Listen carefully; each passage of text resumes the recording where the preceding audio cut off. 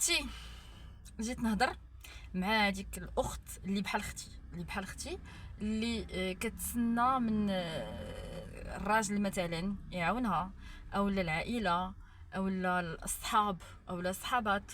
انا بغيت نقول لك ان اختي حنا في واحد الزمن اللي كل واحد مقاتل مع راسو. يعني واحد الزمن اللي ما غتعولي لا على راجل، لا على عائله، لا على اصدقاء، لا على حتى شي حد. فداك الشيء علاش يا اما تخدمي يا اما تخدمي، ما عندناش جوج اختيارات. داكشي علاش اختي جيت نقول لك الا كنتي عافاك حبستي قرايتك فالله يرضي عليك، الله يرضي عليك، غتجمعي كاع ديك الطاقه اللي عندك وديك الانرجي بوزيتيف وغادي ترجعي تكملي قرايتك. الله يسهل عليك. داكوغ. الا ما فيكش اختي اللي يقرا سيري تعلمي شي صنعه، تعلمي شي صنعه ديرها اختي في كتافك، غادي تنفعك واحد النهار.